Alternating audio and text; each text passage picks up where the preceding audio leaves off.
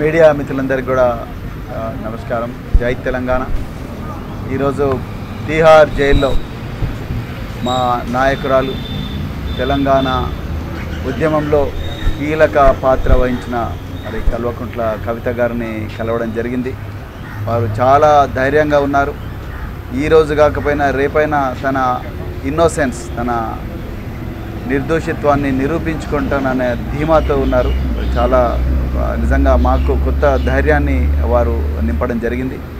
మరి ఈ మొత్తం కేసు చూస్తే 2022 నుండి 2024 వరకు జరిగిన ఈ కేసు పరిశోధన చూస్తే అసలు పూర్తిగా రాజకీయ దురుద్దేశంతోనే ఈ కేసు పెట్టినట్టుగా మనకు క్లియర్గా అనిపిస్తూ ఉన్నది. నిజానికి ఈ కల్వకుంట్ల కవిత గారి ఈ కేసు ఏదైతే ఉందో, మొదట వారిని విట్నెస్ అన్నారు, దాని తర్వాత మరి సస్పెక్ట్ అన్నారు, దాని తర్వాత ఇప్పుడు అరెస్ట్ చేసి నిందితురాలుగా చేర్చడం జరిగింది. మరి వారి లాయర్కు నోటీస్ ఇవ్వకుండానే సిబిఐ వాళ్ళు కూడా జైల్లోకి పోయి మరి ఈడీ కేసులో అరెస్ట్ అయిన కవిత గారిని సిబిఐ వాళ్ళు లాయర్కు నోటీస్ ఇవ్వకుండానే జైల్లోనే అరెస్ట్ చేసిందంటే ఎంత ఘోరంగా ఉందో మీరు ఒకసారి ఆలోచించండి.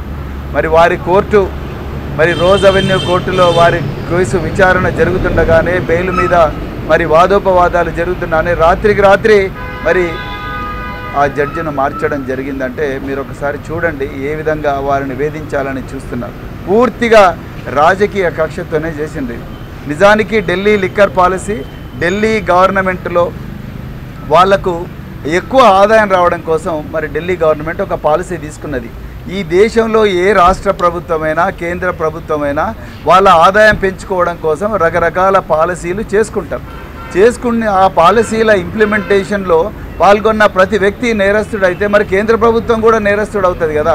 కేంద్ర ప్రభుత్వం మొన్ననే రైతుల నల్ల చట్టాలు తీసుకొచ్చిండు. సాక్షాత్తు దేశ ప్రధానమంత్రి నరేంద్ర మోడీ గారే ఈ నల్ల చట్టాలు తీసుకొచ్చిండు. మరి తీసుకొచ్చి మళ్ళీ ఒక 6 నెలల తర్వాత మళ్ళీ వాటిని విత్డ్రా చేసిండు. మరి ఇప్పుడు నరేంద్ర మోడీ గారు ఎవరి ప్రయోజనాల కోసం ఆ కేసు తీసుకొచ్చిండ్రు? మరి నరేంద్ర మోడీ గారిని కూడా అరెస్ట్ చేయాలి కదా. మరి దీని గురించి ఎప్పుడన్నా ఆలోచించిండ్రా?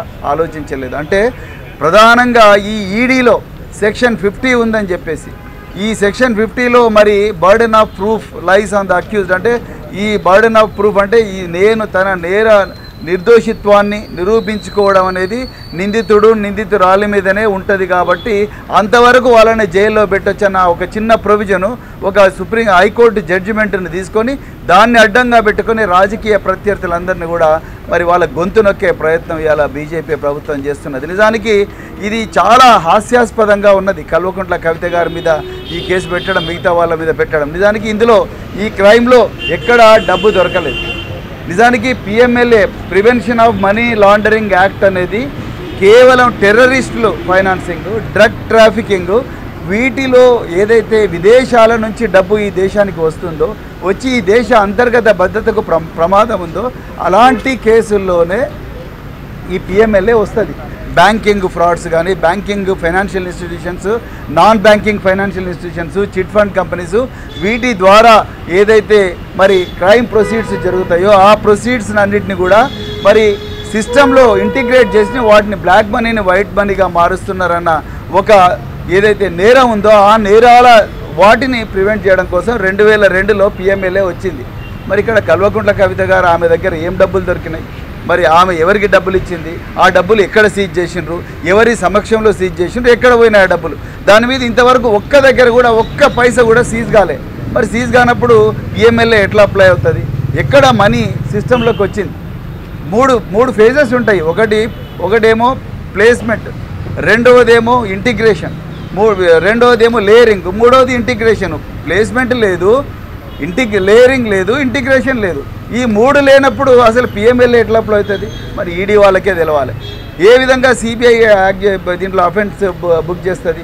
మరి section 7 of prevention of corruption act అన్నారు. మరి కల్వకుంట్ల కవిత గారు ఎమ్మెల్సీగా నాకు ఈ పని చేస్తే ఏదైనా కామన్ సెన్స్ ఉండేవాడు ఎవడైనా ఇన్వెస్టిగేటింగ్ ఆఫీసర్ ఫస్ట్ చూసేది ఒక పబ్లిక్ సర్వెంట్ నేరం చేసేటప్పుడు ఒక పని చేయాలనుకుంటే దానికి కొంత డబ్బు డిమాండ్ చేస్తారు. ఒక రేషన్ కార్డు ఇవ్వాలనుకుంటే ఆ రేషన్ కార్డు నీకు ఇవ్వాలనుకుంటే నువ్వు నాకు ఇంత మనీ ఇవ్వని డిమాండ్ చేస్తారు. ఇక్కడ ఒక పని ఒక అవసరం లేదు, రెండోది ఒక డిమాండ్ లేదు, ఒక లంచం డిమాండ్ చేసినట్టుగా లేదు. మరి ప్రివెన్షన్ ఆఫ్ కరప్షన్ యాక్ట్ ఎట్లా వస్తుంది ఇందులో? కేవలం బలవంతంగా బ్రూటల్గా కేంద్ర ప్రభుత్వం తన ఆధీనంలో ఉన్నది, అన్ని రాజ్యాంగ వ్యవస్థలు నా కంట్రోల్లో ఉన్నాయని నరేంద్ర మోడీ గారు ప్రతిపక్ష పార్టీలన్నీ గొంతు నొక్కడం కోసం దౌర్జన్యంగా PMLA prevention of corruption act ఇందులో యాడ్ చేసింది. నిజానికి ఇందులో ఎక్కడ కూడా టెర్రరిస్ట్ ఫైనాన్సింగ్ లేదు, లేకపోతే narcotics drugs and prevention of corruption prevention of psychotropic substances act లేదు. అదేవిధంగా ఏ స్పెషల్ యాక్ట్ కూడా దీంట్లోకి రానప్పుడు వీళ్ళ దగ్గర ఒక పైసా దొరకలేదు. కేవలం అప్రూవర్స్, ఐ రిపీట్, అప్రూవర్స్ ఇచ్చిన స్టేట్మెంట్తోని కో అక్యూజ్డ్ అనే వ్యక్తుల దగ్గర నుంచి బలవంతంగా తీసుకున్న స్టేట్మెంట్లతోనే మరి ఈరోజు ఇది వస్తుంది. ఈరోజు ఆమెను అక్యూజ్ చేసిండ్రు. నిజానికి జైల్లో కవిత గారు మాకు స్పష్టంగా చెప్పడం, మా మీద ప్రెజర్ ఉన్నది, వాళ్ళ పేర్లు చెప్పండి, వీళ్ళ పేర్లు చెప్పండి, వాళ్ళ పేర్లు చెప్పండి, వీళ్ళ పేర్లు చెప్పండి, ప్రెజర్ పెడుతున్నారు కేంద్ర ప్రభుత్వం, ఈ కేంద్ర దర్యాప్తు సంస్థలు మా మీద ప్రెజర్ పెడుతున్నారు అని చెప్పేసి మరి కల్వకుంట్ల కవిత గారు చాలా స్పష్టంగా చెప్పడం జరిగింది. నిజానికి ఈడీ ఎంత ఏకపక్షంగా దౌర్జన్యంగా వ్యవహరిస్తుందంటే మీరు చూడండి. హేమంత్ బిశ్వా శర్మ అస్సాం చీఫ్ మినిస్టర్, ఆయన మీద 100 కోట్ల స్కామ్ ఉన్నది, దాని మీద ఇంతవరకు ఆయనకు జైలుకు పోలేదు. అదేవిధంగా అజిత్ పవార్, ఆయన మీద కూడా మహారాష్ట్ర కోఆపరేటివ్ బ్యాంక్ స్కామ్ ఉన్నది. ఏదైతే ఎకనామిక్ అఫెన్సెస్ వింగ్ మహారాష్ట్రలో కేసు క్లోజ్ చేస్తే మళ్ళీ ఈడీ తీసుకొచ్చి దాన్ని ఓపెన్ చేసి మళ్ళీ ఆయన మాట వినకపోతే, మాట వింటేనే ఆయన బీజేపీలో జాయిన్ అయిన వెంటనే మళ్ళీ కేసు క్లోజ్ చేసిండ్రు. జగన్ భుజ్బల్ అదేవిధంగా closure report, Praful Patel closure report. అంటే ఈడీ సెలెక్టివ్గా తన బీజేపీలకు ఎవరైతే వస్తారో వాళ్ళందరి మీద కూడా సైలెంట్గా ఉండడం, బీజేపీలకు ఎవరైతే రారో, అడుగులకు ఎవరైతే మడుగులు వస్తారో, వీళ్ళెవ్వరు కూడా వాళ్ళ మాట వినరో వాళ్ళందరి మీద కూడా మరి కేసులు అక్రమంగా పెట్టి జైల్లో పంపిస్తున్న. ఏ మీడియా కూడా దీన్ని ప్రశ్నించే పరిస్థితి లేదు. కోర్టులను కూడా భయపెట్టిస్తున్నారు ఇవాళ బీజేపీ ప్రభుత్వం. That's why we have met Ms. Kalvakuntla Kavita Garu today, and then she is very strong and she has been sharing with us that there is a lot of pressure from the investigating agencies to reveal, to add the names of other politicians who are not towing the line of BJP, which is absolutely illegal, unconstitutional and immoral. In fact, she appealed to the court to release her on bail, to grant her bail on the grounds that she is a mother, she is innocent, and the ruling establishment is taking revenge on her, a political vendetta. So this is a case of absolute political vendetta. So that's why we are condemning this totally. And then there is a wrong application of law. The central government, that is BJP government, is using ED and CBI to silence the political opponents by wrong application of the law. There is no placement of ill-gotten money in this.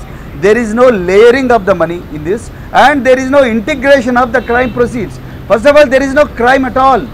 This is a case of excise policy of the Delhi government. How can it be a crime? The Delhi government wanted to improve its finances, and then for that it laid out a policy, and then they wanted to implement the policy, and then after that they withdrew the policy.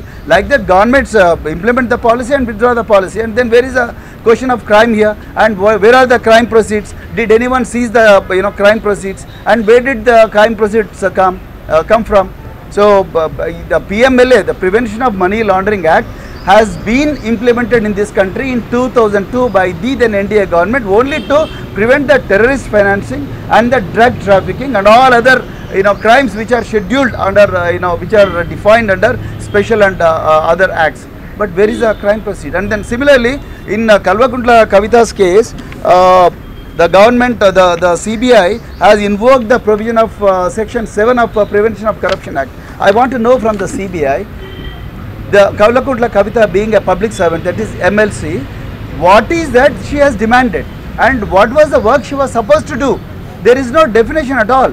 How did you invoke section 7 of Prevention of Corruption Act, and what is the ground for invoking the section 7 of Prevention of Corruption Act?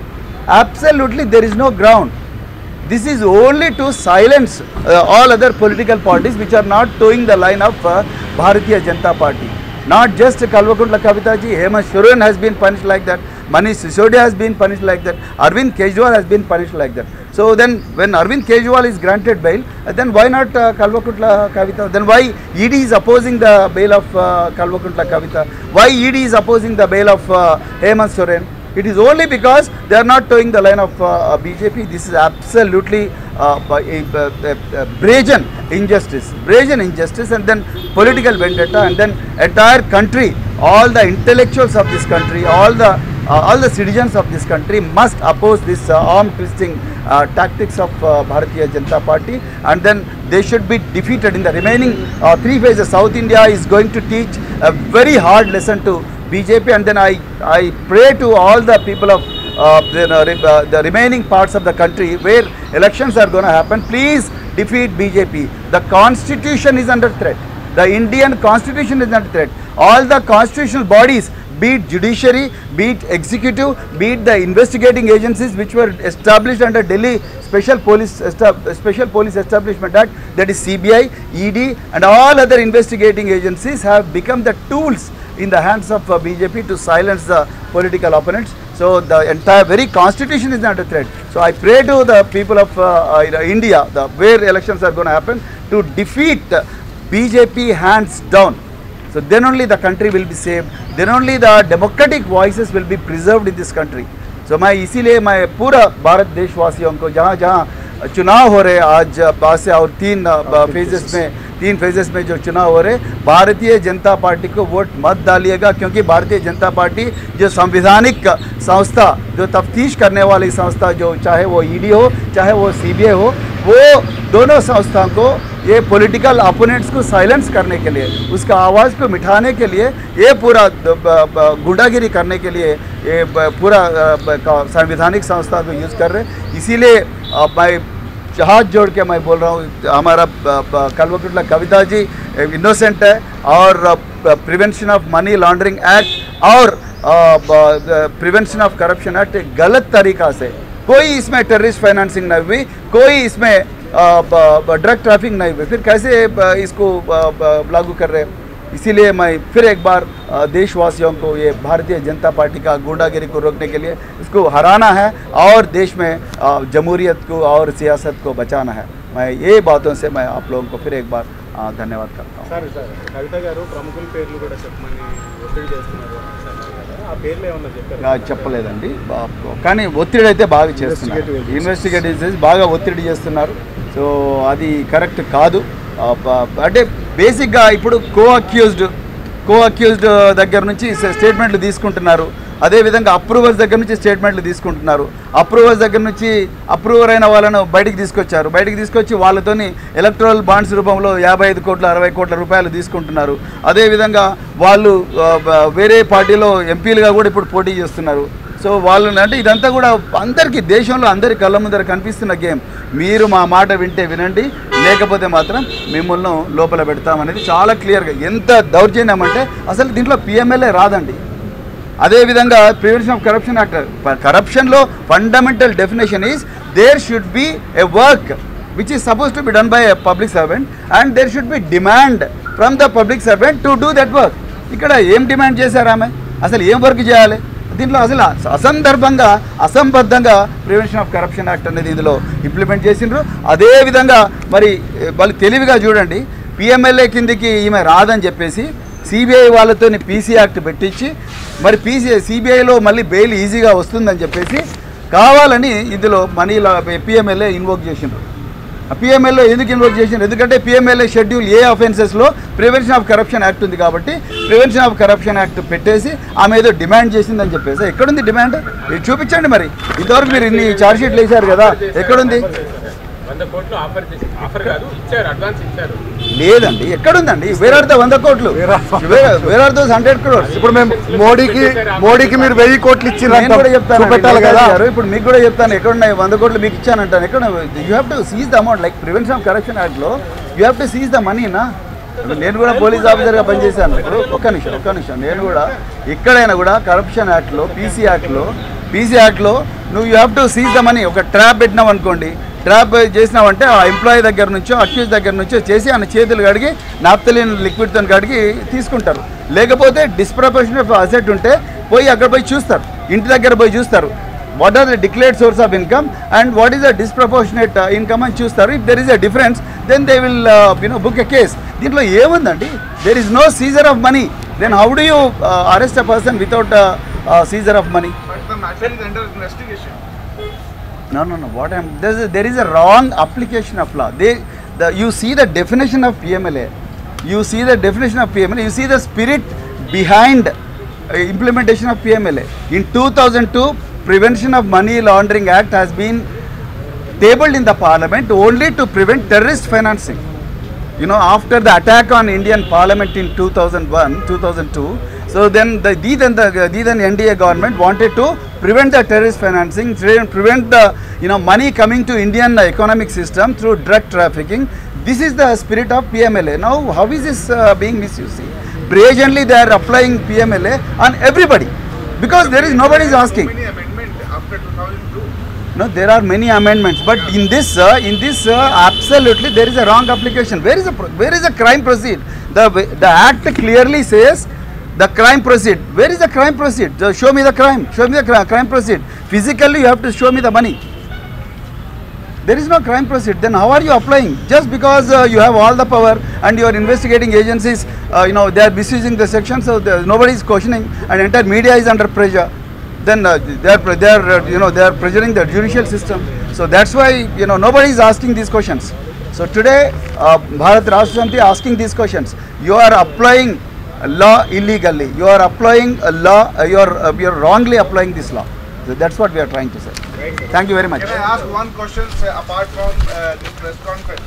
Have you discussed anything to Kavita ji about Fatih Maliwal as well, please? No, we have not. Okay. Thank you very much.